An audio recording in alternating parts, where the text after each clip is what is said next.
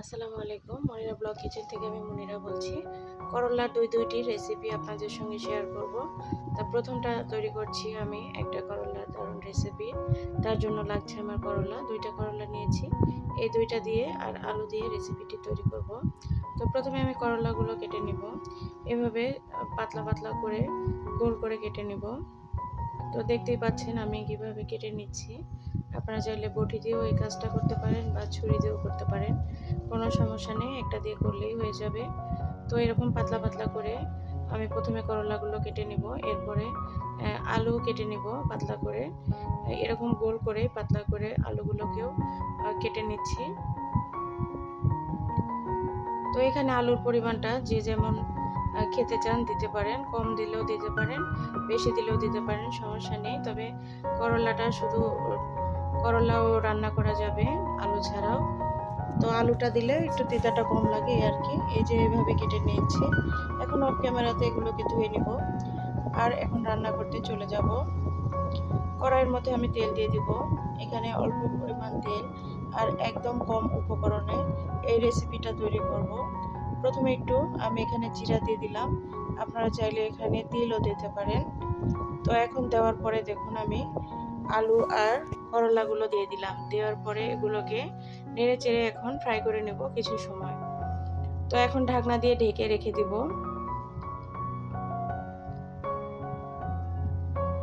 এখন ঢাকনা উঠিয়ে দিলাম, দেওয়ার পরে নেড়ে চেড়ে দিব। এখানে শুধু লবণ, হলুদ আর পেঁয়াজ ব্যবহার করব, এছাড়া কিছুই ব্যবহার করব না। তো করলা যারা একদম খেতে পছন্দ করেন না, এই রেসিপিটা তৈরি করে একবার খেয়ে দেখতে পারেন। আশা করি আপনাদের মুখে লেগে থাকবে। কোনো প্রকার মরিচ, রসুন বা অন্যান্য কোনো উপকরণ ছাড়া এই রেসিপিটি আপনারা খুব সহজেই তৈরি করে নিতে পারবেন। তো এই পর্যায়ে আমি এখন এখানে পেঁয়াজ দিয়ে দিব। এখানে আপনারা পেঁয়াজ যতটা বেশি দিতে পারবেন, করলার টেস্টটা কিন্তু তত ভালো আসবে। করলাটা অনেক টেস্টি করে তোলার জন্য এখানে পেঁয়াজের পরিমাণটা আপনারা বুঝে শুনে দিবেন। তো ঢাকনা দিয়ে ঢেকে রেখে দিয়েছিলাম আর প্রচুর ধোঁয়া হচ্ছে দেখতে পাচ্ছেন। এখন এটাকে ভালো করে নেড়ে চেড়ে নিতে হবে।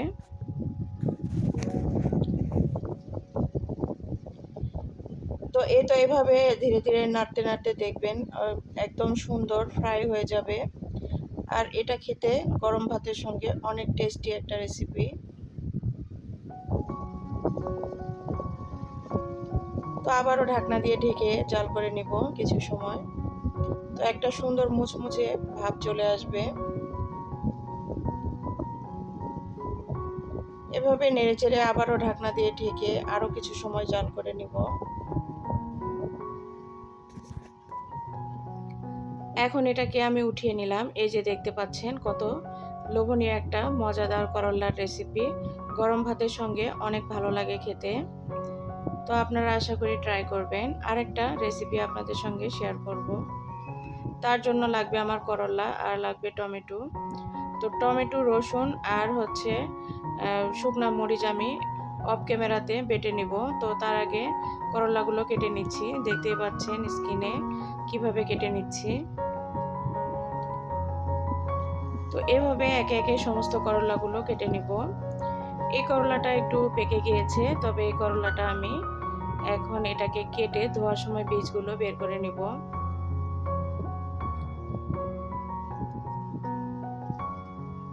ভালো করে চেক করে নিতে হবে কোনো যেন পোকা না থাকে।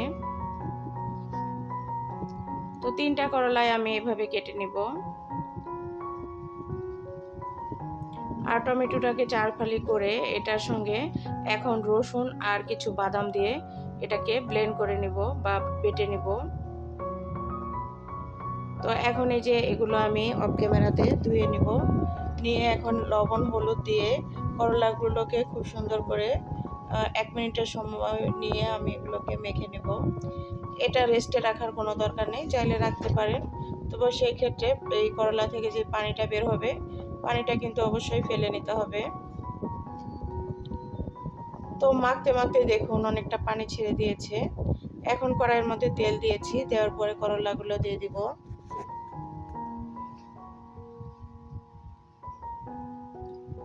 এই তো করলাগুলো আমি এখন তেলের মধ্যে দিয়ে উল্টে পাল্টে সুন্দর করে এগুলোকে একটু সময় নিয়ে ফ্রাই করে নেব। এমনভাবে ফ্রাই করে নেব একদম যেন পুড়েও না যায়, আবার একদম কাঁচাও যেন না থাকে। এরকম একটা ভাব নিয়ে আসার জন্য আমি এটাকে জাল করে নিচ্ছি। তো 5 মিনিট সময় ধরে এভাবে জাল করে নিলেই দেখবেন খুব সুন্দরভাবে করলাগুলো ফ্রাই হয়ে যাবে। তবে একদম ওভার কুক করবেন না, তাহলে কিন্তু খেতে ভালো লাগবে না। এ পর্যায়ে করলাগুলোকে উঠিয়ে রাখবো।